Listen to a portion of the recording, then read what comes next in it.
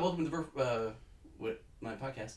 Yeah. The Virtual Couch. Cool. Yeah, I'm happy to have you here.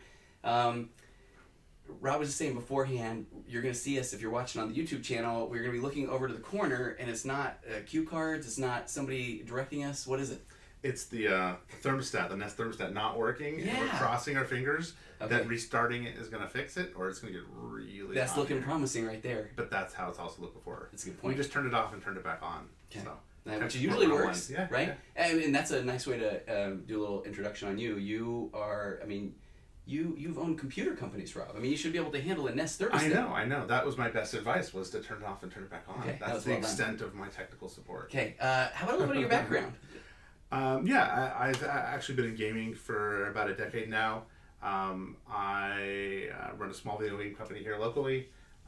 We started on web games like Facebook and focus on mobile. Small team, about 20 people. That's okay. Yeah. And the games are about what? They're usually like more niche games, hardcore role-playing games. So they're usually not super popular games, but the ones people play for a long time. They stick around, and that's usually good for business. Okay. Yeah. And so were you a gamer to begin with? I know we want to get to the topic at hand, right? But did you play a lot of games growing up? Oh, yeah. Yeah? It's great to have a career now and be able to throw that in my parents' face. That, they always said, quit playing video games, Yeah. That's a waste of time. And now you're like, look at this. I showed them. Exactly. Yeah. What tell me what games you remember in your childhood. What were your games? Oh, man. The first few Zelda games were really good. I played a ton of Tecmo Super Bowl. Oh, I remember that. Bo Jackson Yeah, was the right? he was totally OP. Exactly. So, I grew up playing, actually, Halo was a game that I really played a lot, the whole series. Depends on different phases of my life which games I played. Yeah, so. okay. But I really fell in love with games like Final Fantasy. And so, played a lot of World of Warcraft. So those are kind of more the influences for the games that we make. So did you actually, did you have an idea for a game, and that's what started this would be a whole other podcast, right? Maybe, I don't know how interesting people would find it, but yeah. I have all kinds of stories. We wanted to make games that we wanted to play. Okay. Especially when we started on Facebook, there weren't those kinds of games. This was, 2009, 2010, which, Farmville was about all there was. Farm, I think. Yeah. I was coming off of a pretty heavy World of Warcraft addiction, and, I was trying to find a fix on a game that didn't quite take over my life like that game did. Yeah. So didn't see that, and so we tried to create something like that. People like me and my co-founders would find appealing. Okay, and one of these I do want to have you on again. We've had discussions that I'm just fascinated about the monetization of the free games and just the way that those kind of work and the algorithms and that stuff's fascinating, right? Yeah. When people find out that you own a video game company, what's the typical reaction? They depends on their age. Okay. But generally people think it's pretty cool. Like a lot of people don't think it's hard work. Okay. They're like, especially over the last decade or two, there's been lots of TV shows about tech companies and all that stuff, and video game companies, and you just sit around playing ping pong and your flip flops all day, and it's not exactly that. But it's better than any job I've ever had before, for sure. One more question on that. So when somebody says to me, I want to be a video game designer, when people ask you that, what do you say? What's the route to go? Are there tons of them? Is that a great path? It's a good path. It's really hard to do. And it depends on what part of games you want to be in. I usually actually get asked that a lot by kids. Yeah. And it's usually like through their parents, and so I always talk to the parents beforehand.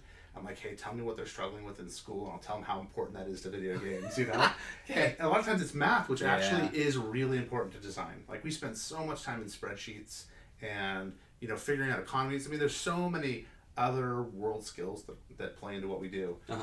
So I can usually find something to I like that. tell them that schoolwork's important. Okay, so stay in school, kids? Yeah. Is that what you're saying? Yeah. Okay, have Rob here today for a very specific purpose. And first of all, just noted, I don't think the air is working.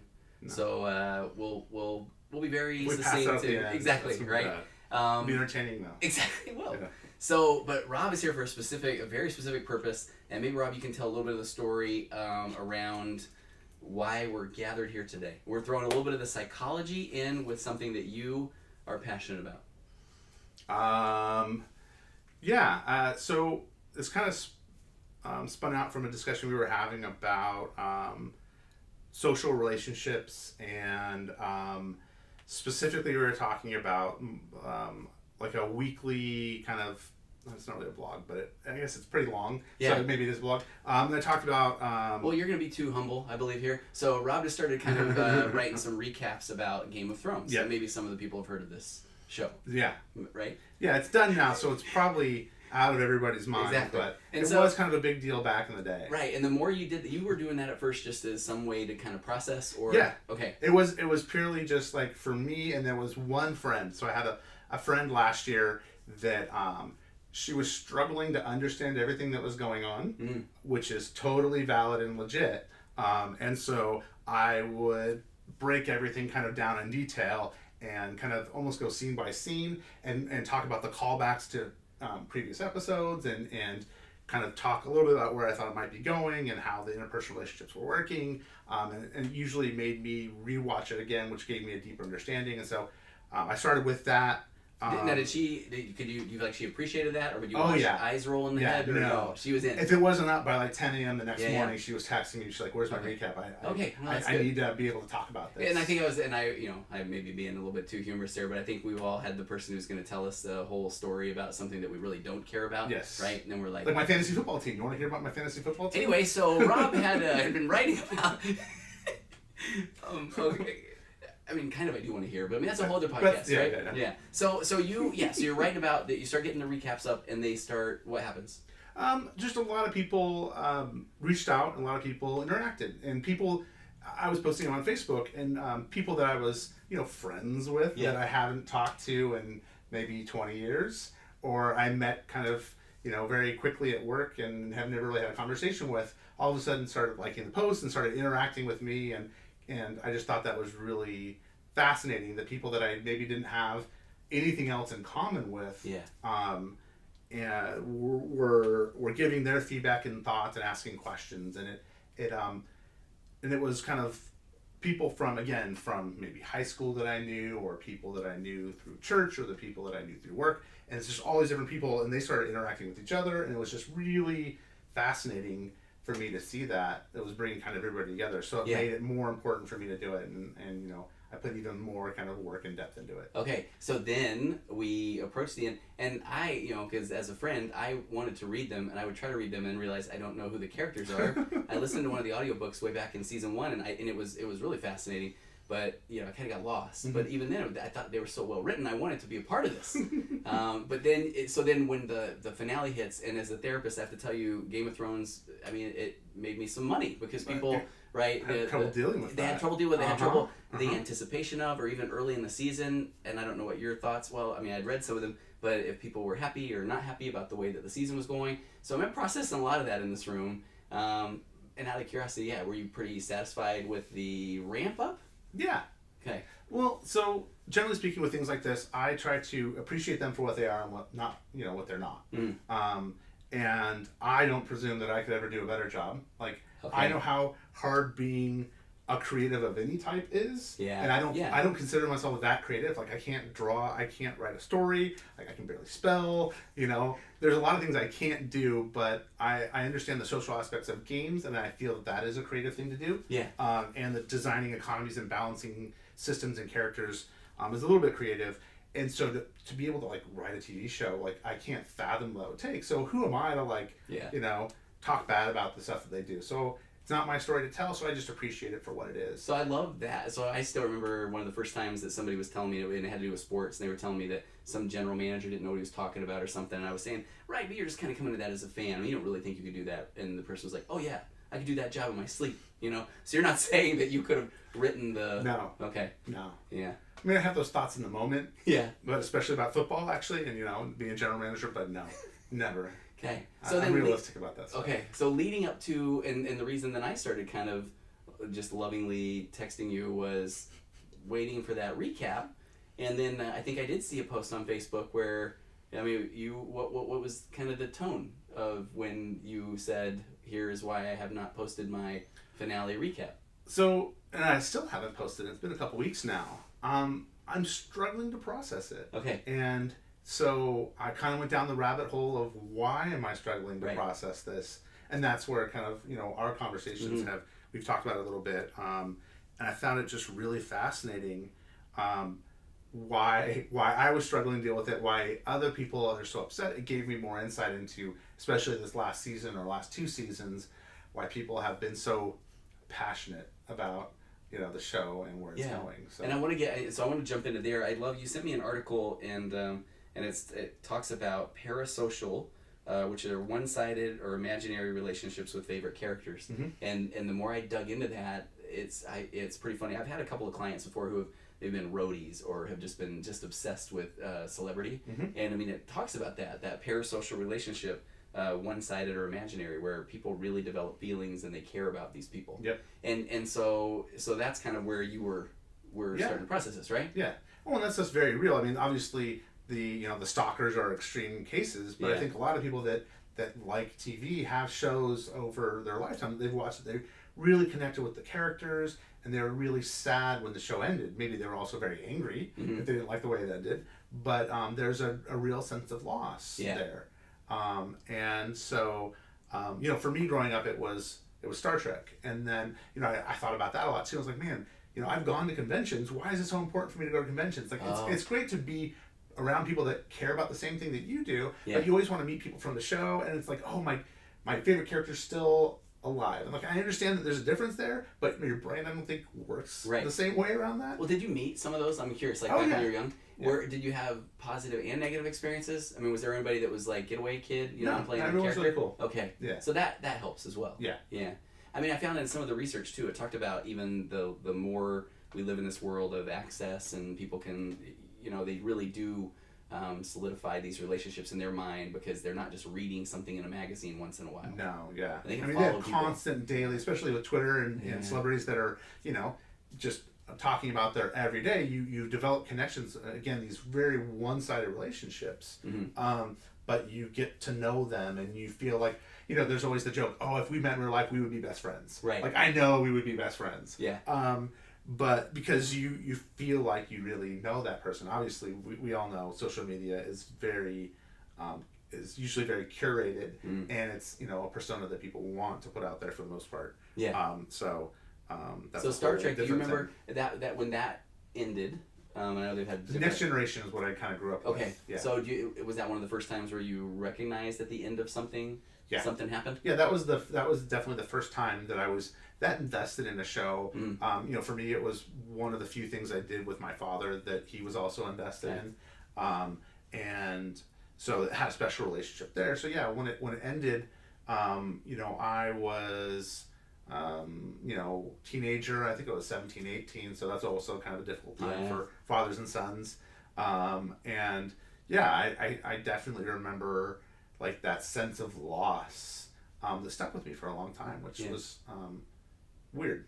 I have to throw a plug too. A conversation you and I had is what motivated an episode I did called shared experiences.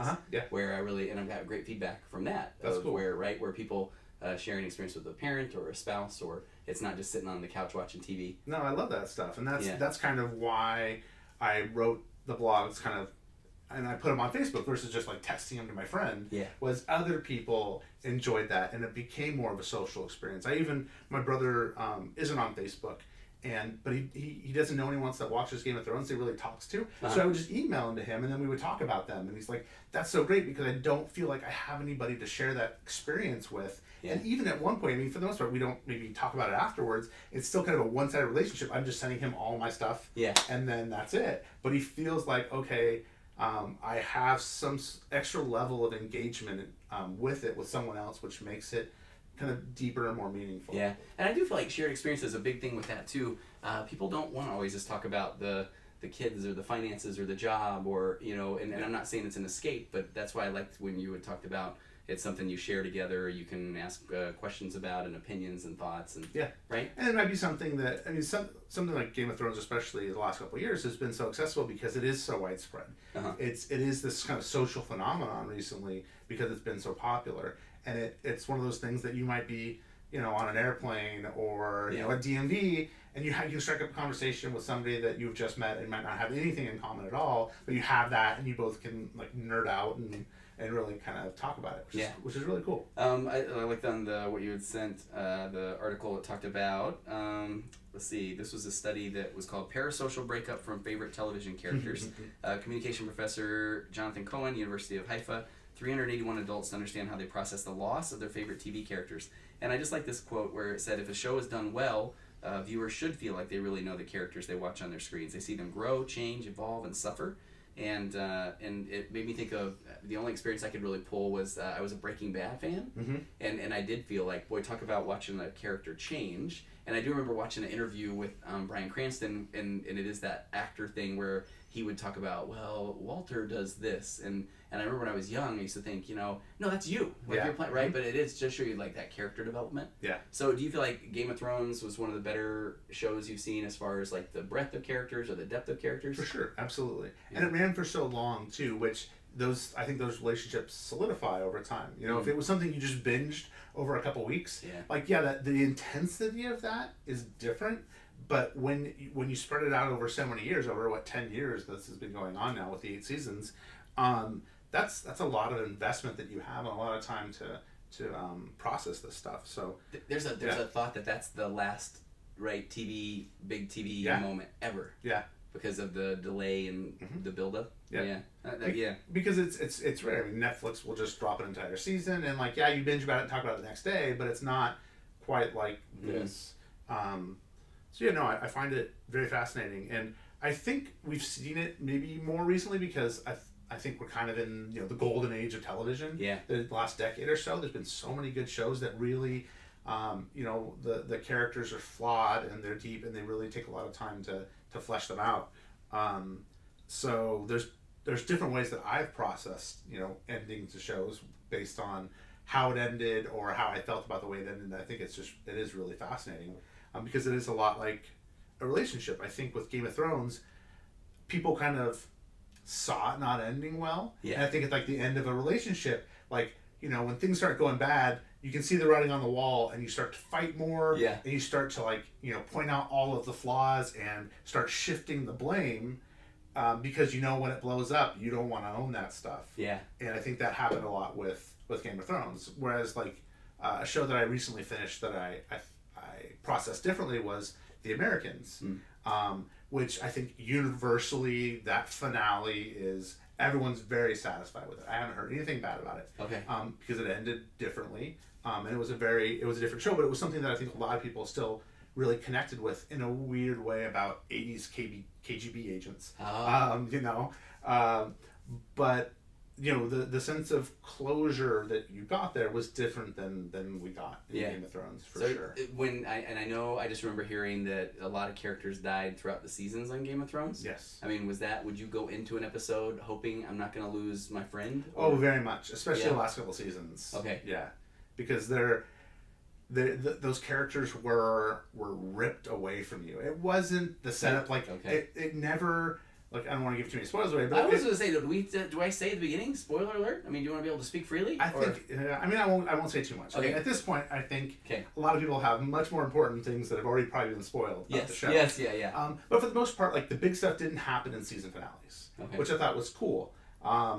And so you don't see it coming, whereas, a lot of TV shows, especially, over the decades, it was always the cliffhanger at the end of the season to find out if something happened to this character you cared about. Yeah. And in this, just all of a sudden someone would just get the head chopped off and you're just like, what the heck just happened? Okay. I don't know how to process that. Yeah. It's very shocking and upsetting.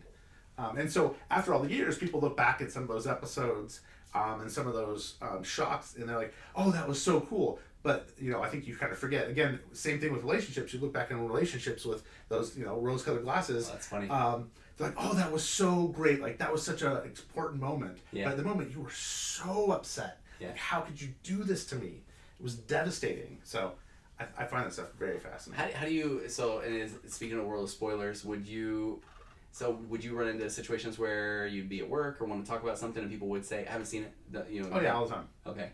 Did you have a time limit where you're like, we're talking about it after this many days? No, I was always respectful of that. Because I feel like some people are not. Yeah, right? No. A lot of people, it's 24 hours. I don't care. I'm not going to put a warning. I'm just going to post about it on Facebook or Twitter. Yeah. And there's people there was with Endgame and within Game of Thrones, there are people that are tweeting stuff out. And, you know, just that sucks if you're following someone and it just pops up on your phone and like, oh, this happened, that's awesome. That movie, you know, the end of Endgame was spoiled for me. I was walking into a Star Wars movie and I had done so good of not paying attention to anything, and some guy just walking by on his way out said it. Whatever, you know. No, there's people that got the crap beat out of them for doing that during Endgame. Did they? Yeah, there's a few stories that I saw. Because that's just messed up. Yeah. That's not cool. So what I do like as well is the research I could find around this wasn't saying these people don't really have relationships there, so, you know, just tell them to get over it. But I mean, it really is to say, it goes back to the and I feel like there's a lot of empathy here where if you're just telling someone it's just a show or get over it, you're basically saying, I really don't want to care about your emotions, or I don't want to hear about what this was like for you. Yeah, you're completely invalidating that. Exactly. Yeah, which is silly. Yeah. I think what I liked about there is that they should be, I don't know, the way I at least took it was they should be complementary, you know, feelings in relationships with characters or with television shows. They shouldn't replace, you know, actual social interaction and relationships with people, because when those TV shows end, then it's just like, I have nothing to live for. Like, everybody I cared about is gone. Yeah. That's scary, and that stuff happens. Yeah. So no, that is. Yeah, I find it very fascinating though, the way that the human brain works and the way that we attach ourselves to these things that are clearly not real. Like, we know Game of Thrones is not real. Right. Well, okay, so when you say attachment, here's what I want to get into the weeds. And, you know, I did a podcast a couple weeks ago on just attachment theory 101, and we come out of the womb and we're squishy babies, and we're not, you know, rhinoceroses that can go get our own food right away, and we have this attachment to our parents, and our parents are going to blow it just because everybody blows it because of lack of knowledge or too much knowledge or the wrong science at the time or new science or whatever. And then, so now at that point, now we're kind of left, we're looking for these secure attachments. So I thought about this when we were going to meet. So when I'm doing marriage therapy and you're supposed to have this secure attachment to your partner, and the Sue Johnson, founder of Emotionally Focused Therapy, says that needs to be the person that you can anchor to, and then you go out and you explore the world and the emotional ups and downs, highs and lows, because you know you can go back to the secure attachment. The theory is that if you can't go back to your partner because they are going to say, it's just a show, like you're crazy, then, you know, we have a innate desire to attach. So we are going to find communities of people, or we are going to attach to shows, or, you know, and so when I was doing a little bit of the digging around today, that the people that do get too wrapped up in a show are people that isolate, they don't have those other attachments, and that becomes their world. Yeah. Right? Yeah. No, very much. And you see that, you know, that was, I think, a really interesting part of the internet when I first started using it. It was really easy to find like fan groups of stuff. Okay. Because those people didn't have those secure attachments, and this makes a lot of sense now. Didn't have those secure attachments maybe at home, and so they would reach out and try to find people that had things in common. Yeah. And so, you know, one of the first ones that I found, I mean, it was later in life, but it was around the show Lost. It was like the first TV show that I really kind of got into that way and connected with other people that I had never talked to before. So I started reading other people's blogs, and I would comment on stuff, and I would follow different like writers of for different newspapers that were all theorizing about it. And it was fascinating that so many people invested so much energy and emotion into that stuff. Yeah. And the internet makes that very easy to do, because you have that common ground. I think it's I talk to my kids about this. They're growing up in a different age of when I found, you know, when I would make friends growing up, it would be kids at school that also like some of the stuff that I do, where they're meeting kids from anywhere in the world that also likes the same things that they do. Yeah. And so you have a bigger base to pull from.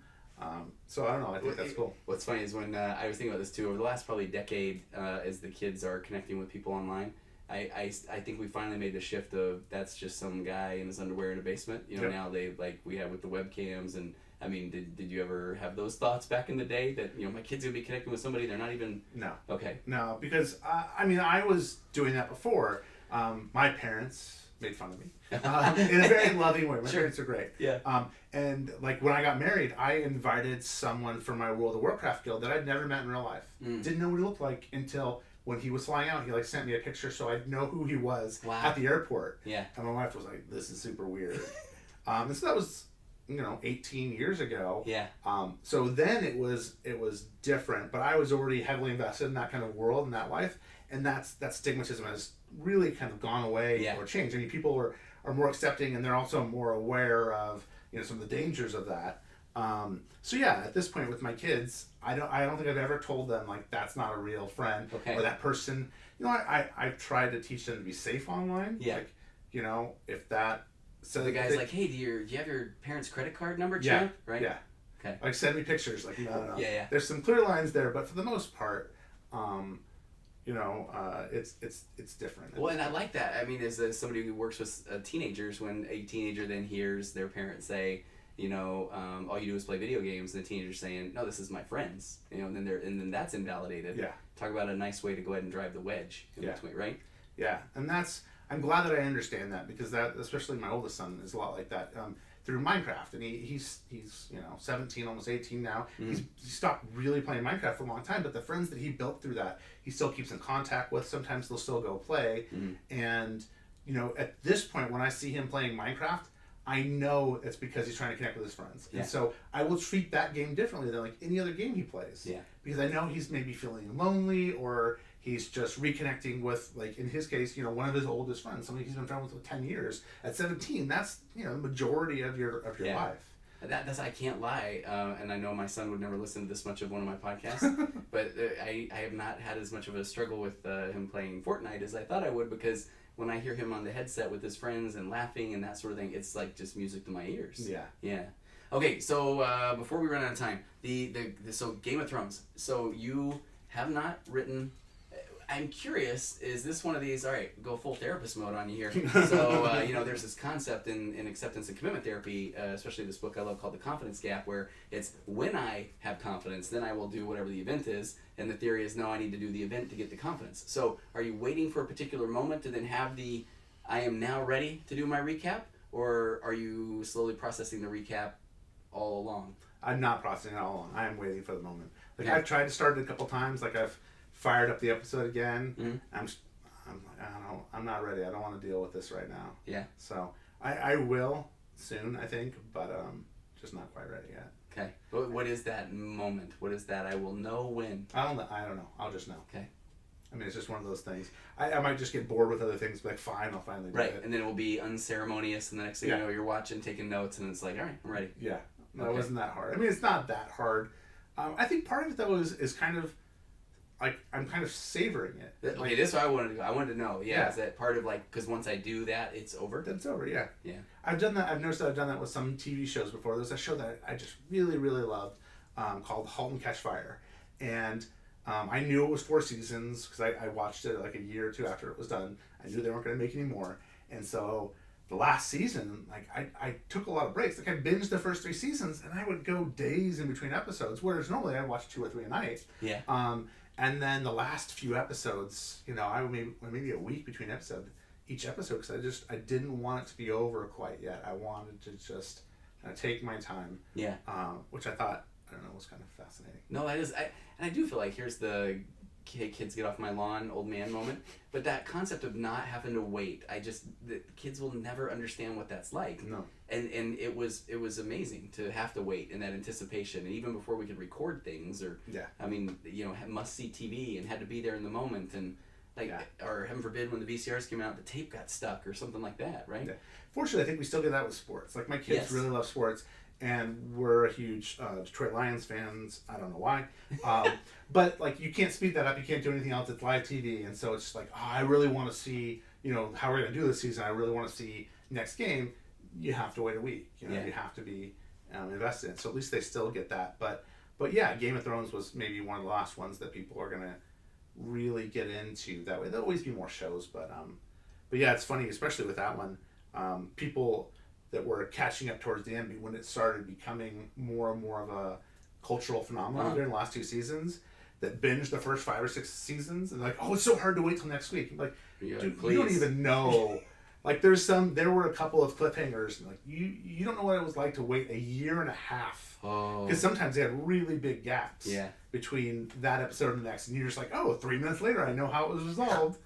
So a year and a half, and some guy's like, man, I really gotta go to bed. You know, this is like unfair. Yeah. Yeah. So are you willing to give any, I guess it wouldn't be spoilers, of your thoughts around anything to do at the end?